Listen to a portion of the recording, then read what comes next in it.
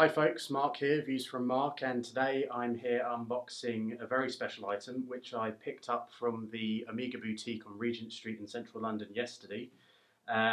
This, I'm sure you'll have guessed by now from the title of the video, is an unboxing of the No Time to Die special edition Amiga watch that was released for the forthcoming Bond movie, Bond 25, which unfortunately is delayed now until November at the earliest, but the watch is still on sale, so I thought I'd take the opportunity to go down, have a look at it a few weeks ago, and then actually I went back yesterday and, as I say, bought one, picked one up.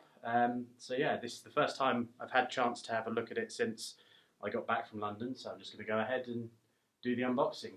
As I say, this is just going to be an unboxing video. I'm going to do a full review in a week or so's time, where I'll go into some more of the kind of technical details of the watch, how it is to wear, what it's been like on a daily use basis. But for now, right, so that's my paperwork, put that to one side, all the important stuff, the receipt, the bill, and then this is, they asked me if I wanted this, I said yes.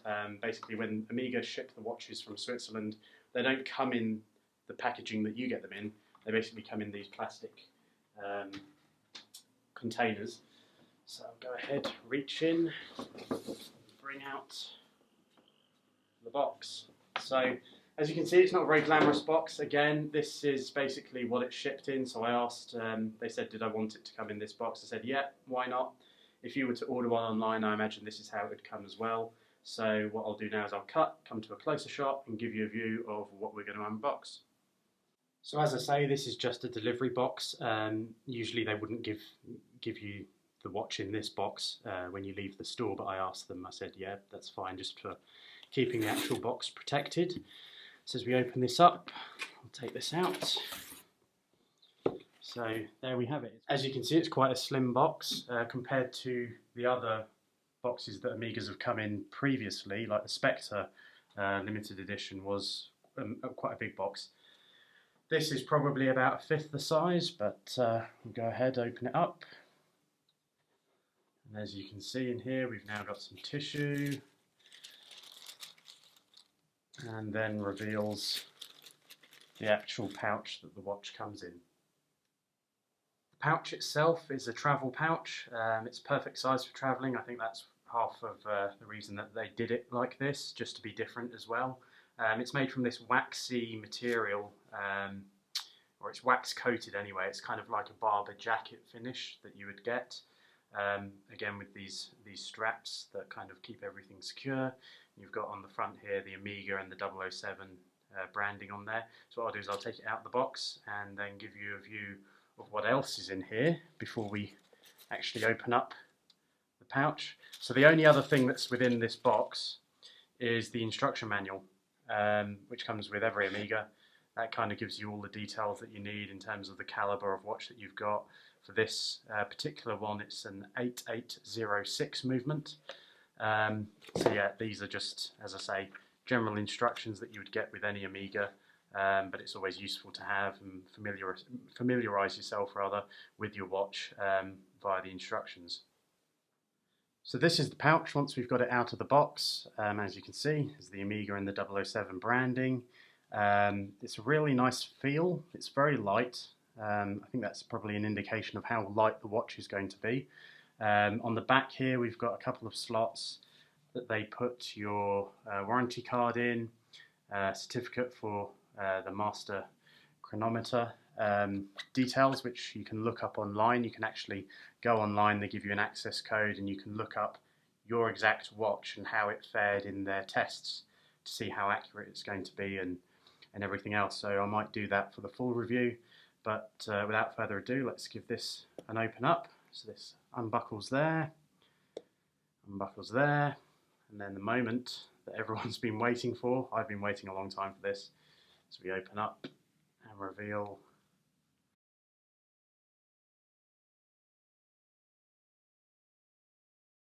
I'm going to go ahead, remove the plastic, and here it is. So we'll come in for a bit of a closer view, I think. So here you can see the watch as it's presented in its travel pouch. Give you a little view there. It's got the tag. This gives some of the serial number, movement number, etc. That generally comes with the watch. I think, as you can see, as soon as you open up the pouch and you get a view of the watch for the first time, it is stunning. The colouring here on the face is unlike anything I've seen really on an Omega before. And I think that's the difference between going for this kind of watch and the others that they have in the range. For what attracts me to the watch, yes, I'm a Bond fan. I don't feel by wearing this watch you're James Bond or you feel like James Bond. It's not about that for me. For me, it's about having something that's different to the normal of what they produce. So this, as I say, is a special edition. It's not a limited edition. You can go into store, you can buy this yourself. They're not going to run out. They'll do this, from my understanding, until Bond 26 is coming out, and that's probably when they'll stop and do a new watch for that film. But for the time being, this is a normal production watch. It's a special edition, not a limited edition, so you can get this yourself. And as I say, for me, these watches, it was the same with the Spectre watch, although that was a limited edition, but going for one of these is about having something that's a bit different, a bit more unique to the standards that they have in their lineup. That's all it is. The patina effect that they've got here, the colours that they've gone for, very, very neutral, very subtle and subdued. It's a thing of beauty. And I can see here that the crowns as well, these have a very different look to the standard crowns that you'd get on a Seamaster. Certainly the Seamasters that I've got don't have similar crowns, so I'll be interested to actually get some more user experience on these and see what they're like, how they feel differently. But let's get this out of the pouch, shall we? So, wow. So there we go. You can see the stunning strap.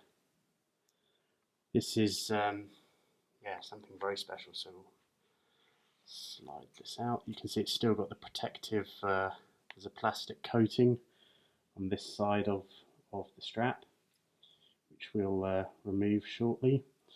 I'm going to go ahead now, pause the video whilst I remove the tag. Actually, I might be able to do this fairly easily. Let's give that a go. Oh yeah, that was quite easy. So yeah, here is the watch. You can see in all its glory.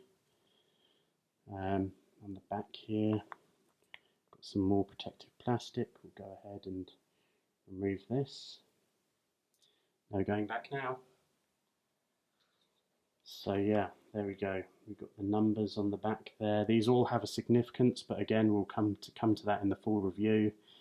Go into some of the technical details of this watch. But you can see even as I'm moving it around now, the watch has automatically started up, which is great. Usually with Seamasters I've had previously, you kind of have to give the crown a bit of a turn first before it will actually kick into action. So that's quite nice. Yeah, the watch is really light. I can certainly feel the weight difference between this and my other Seamasters that I've got, the Spectre and the standard Seamaster diver's watch. But no, I'm very impressed, very pleased, as I'm sure you can imagine.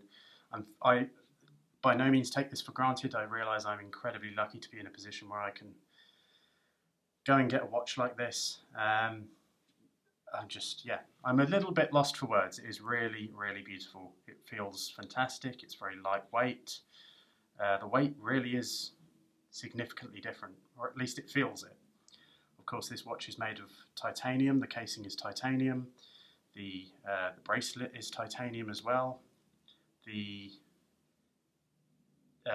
actual bezel is aluminium, hardened aluminium, I believe, which is different to the Spectre watch. It's not a liquid metal finish. So this, over time and over the course of your lifetime owning and wearing the watch, this obviously will change. This will get a patina of its own. But no, that is very stunning, very stunning. What I'll do actually is, if I can figure a easy way to remove this plastic, I don't know if you just rip it off or whether it slides off or what's meant to happen with this, but I'll figure that out in a moment and then give you some final shots of the watch.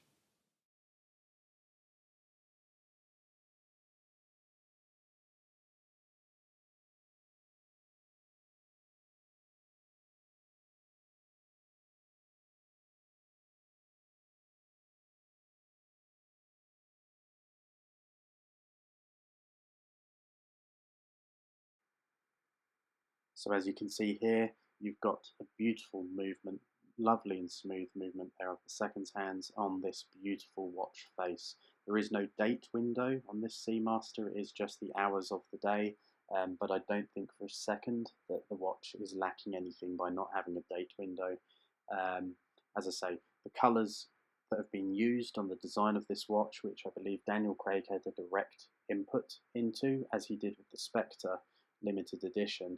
The colours here are very neutral, very earthy tones. It's unlike anything I've seen from Omega previously, and that's one of the key things that I really like about this watch and the visual look that it gives. It gives quite kind of a retro feel to the watch. If we look at the bracelet, again, this is another beautiful piece of engineering. You can see there that too is titanium. It's got a lovely lightweight feel to it. It's very flexible. As we look at the back of the case there, as I say, in my full review, I'll cover off what all these different numbers mean. They are all military references or Bond references. And yeah, it's a fully adjustable bracelet. It's got plenty of different stops there, so it will fit every wrist that you can throw at it. You know, there's plenty of scope for adjustments there. So yeah, I mean, it's just a really beautiful, well-made watch. You can see that the titanium case, as well as the bracelet, it's kind of got this brushed. It's not brushed stainless steel because obviously it's titanium, but it's got that brushed finish to it. And even the crowns, so the helium escape valve and the actual main crown, they too have this brushed feel to them. You can see there on the helium escape valve, it is slightly tapered. So as we look there, you can see it's got a slight tapered finish, and that does make it, surprisingly, a lot easier to turn the valve. And also on the main crown there, it does actually turn a lot easier. There is a better profile for trying to turn these than there is on the standard Seamasters. And even on the Spectre, that's easy to turn, but it's squared off almost. Of course, there's no point showing you the watch without showing you what it looks like on the wrist. And this is the first time that I put the watch on. When I went to view it in the Omega boutique in London, I couldn't actually do the bracelet up because it had that protective wrapper on the demonstration one that I saw. So now that I've got it home, I can put it on the wrist. I can tell you it feels fantastic. It's sturdy. It's so lightweight. You can see I wear, because my wrist is quite small, I wear the bracelet almost at its smallest setting. But yeah, it's so lightweight. I'm going to do a weight comparison in my full review. Hopefully that will come next week. But I hope you've enjoyed this video. If you have, please click the thumbs up, subscribe, hit the bell so you get a notification when the next videos are coming up. And yeah, thanks very much for watching.